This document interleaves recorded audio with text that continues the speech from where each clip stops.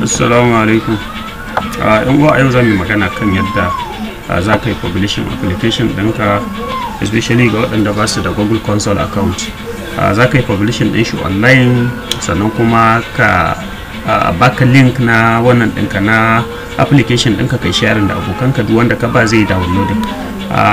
Wani sabon website ne da aka yi launching a cikin shekarar nan na 2020, ana kiran shi Apkfab. So yanzu za mu shiga Apkfab mu ga how it works, yadda yake aiki. So shi kamar yadda ake gani, wannan shine Apkfab. Kai ma za ka iya sanya application ɗinka a nan, ya zama cewa duk in aka yi searching application ɗinka ma still aka yi searching ɗin shi a Google, zai bada abin nan, yana iya bada suggestion ko kuma indexing zuwa ga application naka.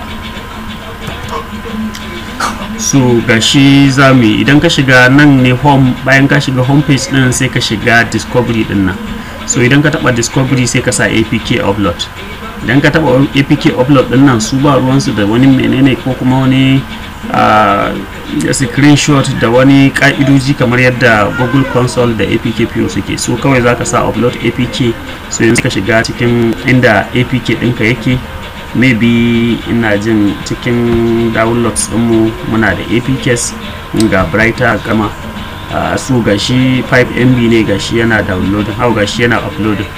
So once ya gama uploading, za ya generate maka link wanda da shi ne za ka yi sharing ma mutane, ya zama cewa duk wanda yake da link din kuma ya shiga zai downloading na application ɗinka ba tare da sai ka sa shi Google Drive ko ka sa shi a wani cloud storage ba. Wannan dama APK store ne, wajen da ake saving application ne, inda ake sanya application. So gashi mun yi uploading new brighter grammar, gashi mun yi uploading. So yanzu idan muna bukata sai mu sa view apk ko kuma kawai sai mu copy na wannan din na link din mu. Wannan shine link din da zamu yi abin nan, zamu dinga amfani da shi wajen downloading na application din mu. Idan muna bukata sai mu shiga view apk detail. Gashi ya nuna mana wannan ne detail na application din, duka 4.78 MB ne, sannan sunan application din brighter grammar, sannan kuma ga permissions din da application din yake abin nan yake requesting before installation, sannan wanda ke bukatar download kawai zai downloading ne. Idan ma kai scan wannan QR code din, still zai maka downloading na application din ne. Wannan link din da muka kwafa, gashi nan wajen mun sa copy ta, mun yi copy. So idan muka zo nan wajen misali muka yi pasting din shi, gashi wannan shine link namu. Idan muka wannan din shi, to zai kawo mu nan wajen ne. Abokanka wanda ka ba kuma za su iya ma sharing directly daga Facebook to Facebook to Twitter, like wannan da sauransu dai, sauran social media. So wannan kenan. Idan kuma kaga link din yana da tsawo sosai, apkfab.com/brighter-grammar/com.newandromo.dev da sauransu, sai wannan abin nan ID na application din naka, kaga yayi tsawo.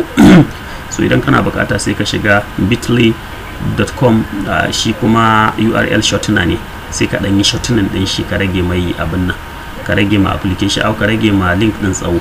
Wannan zai taimaka wajen karance rage ma link din naka tsawo, sai kai shortening. Idan kai shortening, wannan shine link din naka gashi.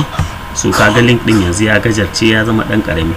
Gashi idan muka yi pasting a nan wajen misali, kaga gaba ɗaya wannan duka http bit.ly/3lcrj9h, shikenan ya kan link ɗinka kenan. Kana sa enter zai kai ka zuwa ga application ɗinka ne. To wannan kenan a takaice. Kar a manta a danna mana ɗin subscribe idan an ga channel ɗin zai yi amfani a gaba. Thank you very much and have a nice day.